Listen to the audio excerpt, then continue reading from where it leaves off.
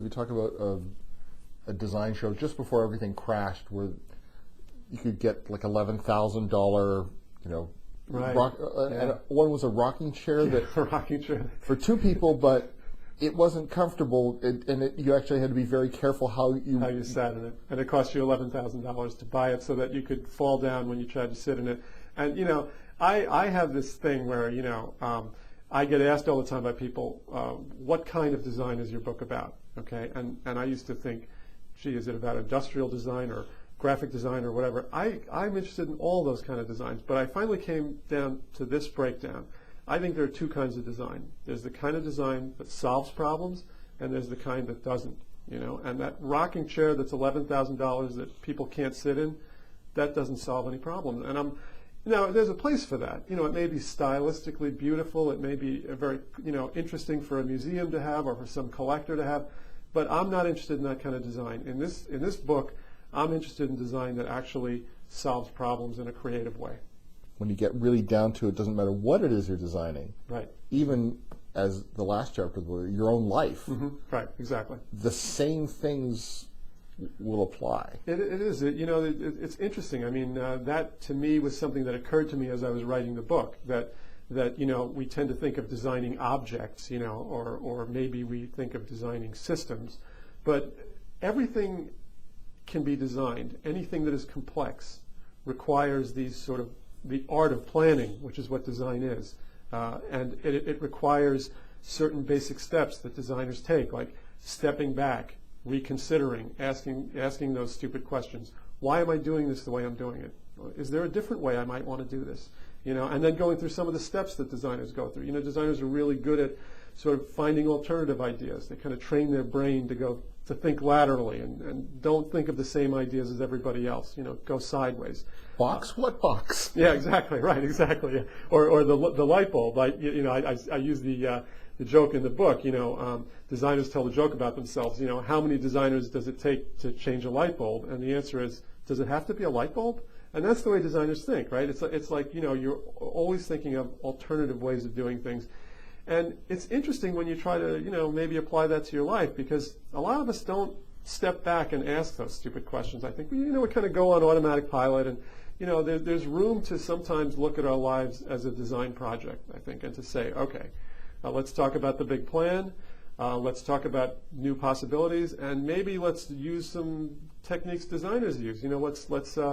Let's put it all out there for people to see. Let's create it. Let's create a chart. Let's put something on paper. Let's create a model, and let's find out what other people think. Get suggestions about it. So it's an interesting way to approach problems. I just liked his fearlessness about failure. Absolutely. That you really, to succeed, you have to be okay about failing, and not just be okay about it. Celebrate the fact that you failed. Failure. Absolutely. Yeah. Bruce Mao uses the phrase "capture accidents."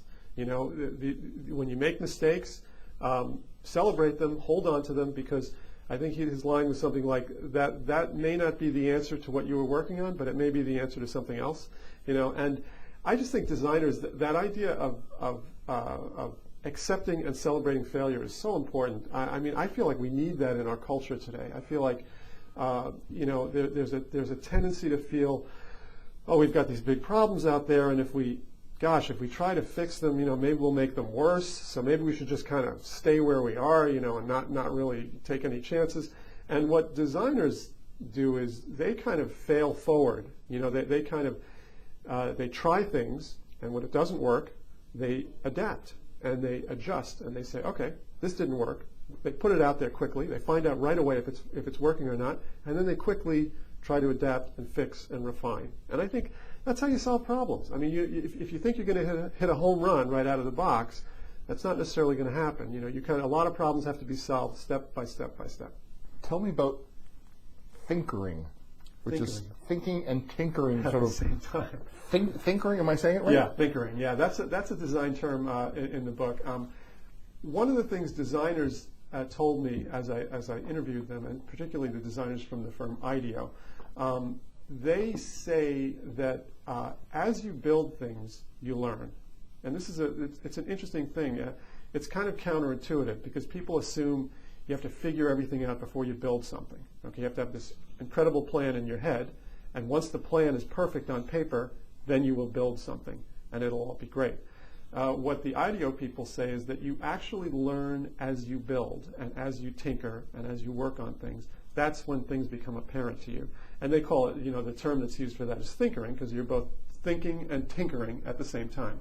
And it's an important concept, I think, because it gets back to that idea that as you're trying to solve problems, don't be afraid to get started. Don't be afraid to start working on something in a rough form, in a model, because you'll learn from the actual process of creating that goofy model or that sketch or whatever it is you're making. You'll learn from doing. Design is about creating things that don't exist yet, okay? A better world, right? Better products, better systems. But in order to do that, you first have to make it visible. You have to, just to yourself, first of all, you have to be able to see your idea, and then to other people who may be able to rally support and help you out. So it's this idea that one of the really important things you do in design is you just put your ideas into some kind of a tangible form. That's really important. Sketch them. It doesn't matter if you're a good sketcher, a good artist or not. You don't have to be. Paste pieces of paper together. Make a model out of cardboard.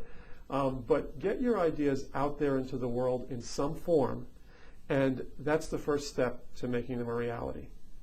That's the first, the title of the book, that's the first glimmer, that First moment glimmer. where you get a little bit of, there's something. There's something there. The book is Glimmer, How Design Can Transform Your Life, Your Business, and Maybe Even the World. It features the visionary ideas of Bruce Mao, and Glimmer is written by Warren Berger and published by Random House of Canada.